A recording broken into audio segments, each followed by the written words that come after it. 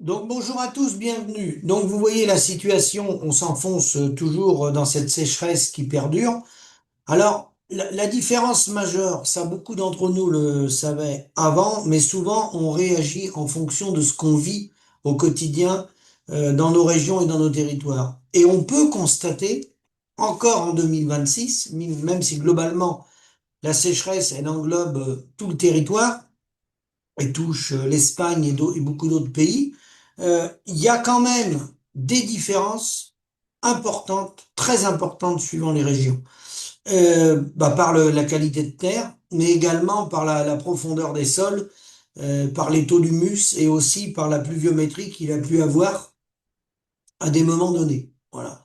Et on passe, même aujourd'hui, en culture sèche, encore dans des régions du simple au double ou du simple au triple. Ça, on peut le constater que globalement, au sud de la Loire, et ça, on est habitué depuis longtemps, les récoltes sont quand même moins bonnes que lorsqu'on monte dans les Hauts-de-France, qu'on se rapproche de l'Allemagne, du Luxembourg, ou qu'on va dans le haut de la Bretagne. Même si la Bretagne et ces régions-là, tout le monde est touché. Mais dans les régions au sud de la Loire, ou dans le sud, ou dans le sud-ouest, ou dans le sud-est, on peut voir des récoltes de maïs. On peut se baser sur le maïs parce que ça nous donne un visuel et un résultat par le tonnage qui peut étayer ce que je dis. On retrouve des maïs qui vont pas être récoltés, tellement il n'y a rien. Donc ça, ils sont restés à hauteur des bottes, d'accord? Hein. Semer, je parle toujours semer en temps et en heure et en bonne condition, hein. Et sinon, on peut retrouver du 2-3 tonnes ou 4-5 tonnes de matière sèche à l'hectare, chose que dans des terres plus profondes ou dans d'autres régions de France, ils feront mieux. Je parle toujours en moyenne, hein, parce qu'il y a des vilaines parcelles partout. Mais ça, on est d'accord. Mais à condition de semer en bonne condition en temps et en heure. Ceux qui sont sur des semis décalés, qu'on se met plus tard, là, effectivement, ils ont été pris par la sécheresse tout de suite. Là, il y a pas de possibilité de rattraper la chose. Je parle toujours sans irrigation. Et dans les régions où ils irriguent, bah, on retrouve aussi, alors, il y a certaines régions qui irriguent pas, parce qu'ils n'ont jamais irrigué, ils sont pas concernés par les sécheresses, sur une moyenne de 30-40 ans. Et après, dans les régions qui irriguent, pareil, on va retrouver des rendements équivalents avec des gens qui vont faire 4 à 5 passages d'irrigation et d'autres, pour avoir le même rendement, ils vont en faire 12 ou 10. Donc ça reste, voilà. Et souvent, les gens réagissent en fonction de ce qu'ils vivent au quotidien et ce qu'ils ont connu depuis leur jeunesse dans leur région. Donc la situation climatique, bien sûr qu'elle est grave. Est-ce qu'on n'a jamais vu ça est dur dans le temps, mais des maïs comme on a aujourd'hui en 2026, je peux vous dire qu'on a déjà vu ça. Moi, je l'ai vu en 89, je l'ai vu en 90, et il y a eu même d'autres années. Hein. Donc, je me souviens plus, je peux pas le dire avec précision. Mais si je prends en photo les maïs que je vois dans ma région et que j'ai vu dans d'autres régions, hein, les Deux-Sèvres, en Vendée ou autres, hein, des maïs catastrophiques, hein, ça existait en 89 et 90. Hein. Des gens pourraient vous retrouver des photos. Hein. D'ailleurs, j'en avais fait, moi, avec un journaliste, il n'y a pas si longtemps que ça, où j'avais été pris en photo avec mon fils, avec un journaliste du Figaro, que je salue, Éric de la Chênaie, il y a très peu de temps, c'est pas 89-90, il y a bien moins longtemps que ça, et le maïs était minable. Ça, c'est les années là 2010-2020 là. D'accord? Donc ça, pour nous, les régions qui avons moins de pluviométrie, c'est pas nouveau. C'est pas nouveau. Ce qui est nouveau, enfin, ce qui est pas nouveau, ce qui continue, c'est que les prix, vous voyez, sécheresse ou pas sécheresse, effondrement des volumes de production ou pas, comme on est dans un marché mondialisé, on est sur des prix agricoles mondialisés. Qui dit prix agricole mondialisé dit spéculation, dit encadrement par des firmes, hein. Vous prenez l'exemple, hein, parce qu'il en parle dans l'actualité, des gains économiques des sociétés pétrolières avec la guerre en Iran, c'est uniquement de la spéculation. Et nous, on a la même chose avec l'agroalimentaire mondialisé, qui fait 10 000 milliards de dollars de chiffre d'affaires, qui fait que même s'il y a une denrée qui est en rupture dans les magasins, c'est pas pour ça que le prix, il va être multiplié par 3 ou par 4. Par contre, nous, nous, agriculteurs, lorsqu'on va dans des restaurants, on peut constater que le prix de l'entrecôte arrivé dans le restaurant par rapport au prix du départ du bovin, il a été multiplié je vais vous dire, dernièrement, ce que j'ai retrouvé comme prix, on a des écarts de prix, oui, c'est 25, il est multiplié par plus de 10, par 20, plus de 20 le prix. D'accord? Donc à partir de là, tant qu'on n'aura pas résolu ce problème-là, on peut passer du temps à discuter, on perd notre temps. Parce qu'on est dans des filières où c'est des additions de valeur ajoutée, et la matière première agricole, comme l'a repris Jean Covici par exemple, ou d'autres, hein, la matière première agricole représente 1 ou 2% du coût final. Allez, on va dire 2. 2% du coût final. Donc 2% du coût final, ça peut pas fonctionner. C'est impossible, ça peut pas fonctionner. Vous pouvez rien faire avec ça à partir de là. Oui, c'est multiplié là, vous voyez, dernièrement, j'ai mangé dans un endroit, c'est multiplié par 17. Le prix de la viande sur une entrecôte, des bons morceaux, il est multiplié par 17, 18, 19. Voilà. Hein. Donc, voilà, c'est tout. Donc, à partir de là, je peux faire la même chose avec le poulet et la bouteille de vin. La bouteille de vin, il a été multiplié par je sais plus combien. Voilà. La bouteille de rouge. Arrivée dans le restaurant. Hein, voilà. Et j'étais pas à Bruxelles, ni à Los Angeles. J'étais en France. Voilà. Donc, tant qu'on restera sur des bases comme ça, on peut passer notre temps, on perd notre temps. Donc, faut revenir à la base. La base, je vous l'ai déjà dit, mais je vais le répéter toute l'année, c'est la reprise de la facture. Alors après, changer le modèle, certains m'ont envoyé des mails en disant, attention, tu prônes la décroissance. Non. La décroissance en Europe, on y est déjà en décroissance depuis environ une vingtaine d'années. Contrairement à ce que les gens disent, on est en décroissance. Et au niveau agricole, la décroissance, bah regardez. Regardez l'âge moyen du parc matériel des tracteurs, c'est un peu plus de 19 ans. Regardez l'âge moyen du parc bâtiment, de nos bâtiments agricoles. Est-ce que vous voyez des constructions neuves se monter? C'est un renouvellement normal, on va dire, hein, comme il y a eu dans les années 60, 70, 80, 85, hein, où on construisait des bâtiments régulièrement. Est-ce que vous voyez des constructions neuves en agricole quand vous voyagez sur les routes ou même à l'échelon de votre canton, de votre commune? Vous savez bien, s'il y a des projets de bâtiments neufs, vous n'en voyez pas. Les seuls endroits où vous allez voir de la construction, c'est que le soldat, il est encadré par l'agroalimentaire, il se transforme, il va se transformer le lendemain de sa signature en porte-seau, hein. C'est des bâtiments beaucoup avicoles, hein, poules pondeuses, éventuellement porc, hein, ou votre boucherie ou choses comme ça, il est intégré à l'agroalimentaire. Voilà, tout simplement. Et les banques suivent derrière parce qu'il est intégré. Et ça va durer le temps que nous accepterons, nous, les agriculteurs, de le faire. Tout simplement ça. Le jour où on va arrêter de décider, de dire non, moi je veux plus être esclave, je ne fais pas ce métier-là parce que j'ai pas de marge, je vais être à 1 000 euros, hein, parce qu'on tourne beaucoup autour de 1 000 euros sur une carrière, je parle avec amortissement, ben ça va s'arrêter qu'à partir de ce moment-là. Sinon, ça peut pas s'arrêter pour une raison simple. Euh, le travail qui est fait par l'agriculteur ou l'agricultrice dans ces schémas-là, hein, lapins, volailles, canards, cochons, tout ce qui est production hors sol, hein, d'accord? Poules pondeuses. Faut minimum 2 équivalents temps plein salariés pour faire le travail d'un exploitant. Vous comprenez bien qu'à 1 000 euros, même si vous faites des meilleures années à 1 500, des années où vous prélevez 1 500 ou 1 600, hein, eh ben c'est vous qui gérez votre système, votre régime social. C'est à vous de vous le financer, hein, à travers la mutualité sociale agricole, système social qui n'a plus lieu d'exister aujourd'hui. Il faudrait le fondre dans le régime général. Bon, eh ben, au lieu d'avoir 2 salariés temps plein pour leur amener le volume de production, ils ont un paysan qui travaille tous les jours de l'année, qui n'est pas en arrêt maladie. Donc pourquoi voulez-vous qu'ils montent un autre modèle? Ils n'ont aucun intérêt à monter un autre modèle. Ils ont un intérêt, ils ont l'intérêt, tous les gens qui nous entourent, grandes surfaces comme agroalimentaire, tout le secteur marchand, ils ont intérêt à ce que ça dure le plus longtemps possible. Voilà quel est leur intérêt. Ils ont surtout pas intérêt à ce que ça change pour eux conserver leur marge.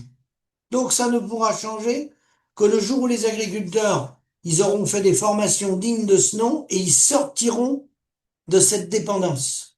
Tant qu'on ne sortira pas de cette dépendance, eux, ils vont continuer. C'est évident qu'ils vont continuer. Donc l'agriculteur, il n'a aucun intérêt à faire ça, mais il continue parce que c'est l'attachement familial, c'est l'affection familiale, c'est le fait qu'on est né on a attrapé on a le virus de ce métier-là, on est attaché à ce métier-là et on le fait par passion. Pas par raison, mais par passion. Le problème, c'est que pour vivre dans une société comme la France, normalement comme le reste de la société, le chèque passion pour faire ses courses ou pour réparer sa voiture, ça n'existe pas. On peut pas payer avec un chèque passion. Il faut payer avec un chèque bancaire sur lequel il faut avoir des fonds.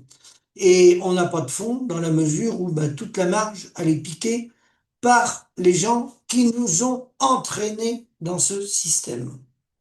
Donc, la seule solution de retrouver de la rémunération progressivement, c'est d'en sortir. Voilà. Non, parce que vous voyez bien que le système, il ne débouche sur rien. Alors, quand je vous dis décroissance, qu'est-ce qui me fait dire ça? Vous savez, en 1932, Roosevelt, il comptait les wagons de marchandises. Hein, il n'y avait pas le PIB, il n'y avait pas toutes les données qu'on avait là. Les chefs d'État, comme Roosevelt, ils comptaient les wagons de marchandises qu'il y avait dans les gares. Il essayait de faire une cote mal taillée pour voir comment fonctionnait son économie. Eh ben, aujourd'hui, vous regardez les bâtiments neufs qui sont construits pour faire du jaune bovin, pour faire de la production laitière, ou les maraîchers ou les horticulteurs, vous regardez les structures neuves qui se remontent, ou les installations d'irrigation, tiens. Regardez les installations d'irrigation flambant neufs qui se remontent, il y a besoin de renouvellement pour ceux qui irriguent ou ceux qui ont des nouveaux projets. Vous regardez les projets, vous vous interrogez, si l'on l'honnêteté de vous le dire, les boîtes d'irrigation sur une année, depuis 10 ans, remontez 10-15 ans en arrière, combien ils ont fait de projets neufs. Je parle neufs de A à Z, hein, avec tout, voire le plan d'eau, tout. Vous allez voir, il n'y en a pratiquement pas. Voilà. Donc, on est en décroissance. Donc, est-ce qu'il faut attendre que l'incendie il soit généralisé, que toute la France soit cramée en même temps avec l'Angleterre, l'Espagne, le Portugal et l'Italie? Est-ce qu'il faut qu'on soit tous cramés, tous morts pour se réveiller? Je sais pas. Certains ont déjà enclencher le nouveau modèle à travers les réseaux, les circuits courts, SOS Mère, la décrimocratie et d'autres. Certains s'organisent différemment, travaillent différemment, commercialisent différemment. Il y a des agriculteurs qui n'attendent pas, ils le font. C'est souvent des initiatives individuelles. C'est rarement des petites coopératives qui sont recréées à l'échelon local, rarement. Ça peut exister, mais il n'y en a pas beaucoup. Parce que c'est difficile, parce que c'est un changement de mentalité, c'est un ressenti qu'il faut que les agriculteurs ils prennent conscience que le changement, il viendra de nous. Il viendra par notre mode de consommation, le changement viendra de nous. Voilà. Ça, il suffit d'arrêter d'en acheter pour plus qu'ils en vendent. Donc ça, c'est la formule, elle est imparable. C'est à nous de nous remettre en cause avec, malheureusement, avec les moyens qu'on a. Et le problème, c'est que pour changer de modèle, on n'a pas les moyens. Comme on n'a pas les moyens, on a tendance à aller au bout du modèle dans lequel on est engagé. Et quand on est rendu au bout du modèle, au bout de tous nos investissements, ben souvent on est à la retraite, hein, ou on est à un âge où on n'a pas envie de changer de modèle parce que voilà, faut repartir dans une autre voie et faut recréer d'autres outils pour transformer. Hein. Donc ça, c'est valable souvent quand on a des jeunes qui arrivent dans les exploitations. Mais quand il n'y a pas de jeunes dans les exploitations, c'est vrai que demander à un agriculteur de se remettre en cause et se mettre à la transformation s'il a 55 ans, c'est compliqué, sauf s'il a des repreneurs. Mais s'il a des repreneurs qui veulent pas aller dans ce nouveau schéma, effectivement, c'est compliqué. Donc tout ça pour dire que on est dans un enlisement généralisé. Voilà. Il n'y a plus de trésorerie dans les exploitations. On va arriver bientôt, je vous reparlerai de la PAC. La plupart des agriculteurs ont une avance sur la PAC. Donc quand les primes PAC vont tomber, le 16 octobre, ben, c'est la banque qui va les reprendre et ça sera à son bon vouloir de renouveler les financements. Parce que comme la situation se détériore, il va falloir renouveler la PAC, il faudra renouveler les prêts d'emblavement aux cultures Faudra essayer de boucher les trous de trésorerie qui se sont faits, essayer de payer les entrepreneurs, toutes les récoltes qui ont été faites, des récoltes minables, d'accord? En plus, pour les éleveurs, il va falloir aller acheter de la nourriture, du maïs ou autre. Voilà. J'en ai qui m'appelait tout à l'heure de l'Orne, qui me disait qu'il était obligé de commencer à préparer pour acheter du fourrage parce qu'ils passeront pas l'hiver. Donc dans l'Orne, toutes ces régions-là, souvent, ils n'étaient pas habitués. Des gens de Bretagne aussi qui m'appellent. Beaucoup de gens disent qu'ils n'ont jamais vu ça. Alors, dans les régions sèches, on a déjà vu ça. Une sécheresse qui dure aussi longtemps, certes, on va peut-être battre des records, mais dire qu'on n'a jamais vu ça, si, on a vu ça. Les petits maïs comme ça, on a vu ça. Voilà. Maintenant, la problématique, c'est que des rendements catastrophiques avec des prix beaucoup plus élevés, comme on a connu dans les céréales, des très mauvais rendements, mais avec des céréales proches de 300 euros la tonne, ça avait mis de l'huile dans les rouages. Avoir des rendements catastrophiques avec un prix mondialisé, comme on dit chez nous, c'est la mort du petit cheval, la mort des paysans.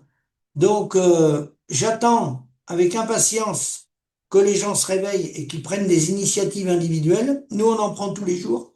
On essaye d'orienter les gens pour qu'ils investissent raisonnablement pour pas se retrouver pris à la gorge, hein, parce qu'on sait que le montant d'investissement, il est déterminé sur 15, 20 et parfois 30 ans. On part dans une stratégie dans l'exploitation.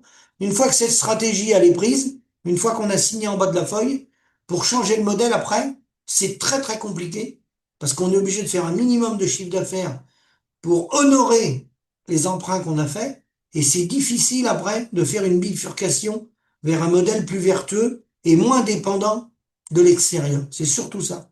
Le maître mot, c'est être moins dépendant de l'extérieur. Et pour ça, il faut réfléchir le projet avant et non pas après. D'où l'intérêt de sortir des formations agricoles et de passer par un business model et un business plan.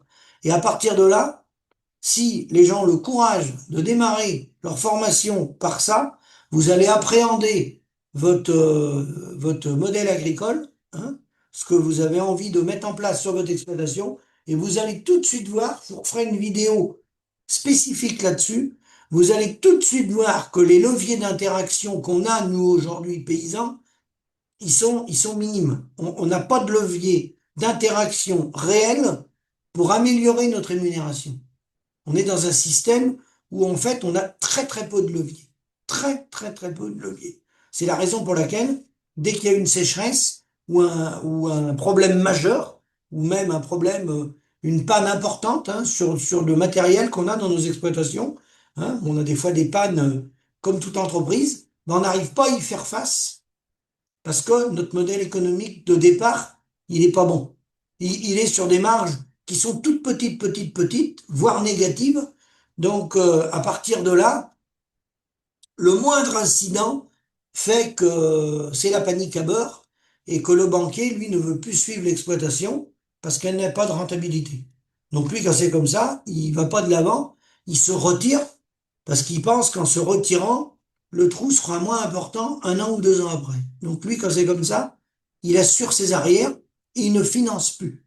Donc en finançant plus, bah, la situation se dégrade encore parce que c'est des financements à des taux très élevés, c'est du leasing sur les tracteurs, etc. C'est tous les leviers possibles et imaginables pour tenir à bout de bras l'exploitation qui a été développée par les parents et les grands-parents ou du moins pour essayer de la sauver quand il est possible de la sauver. Voilà. Je vous remercie, à bientôt.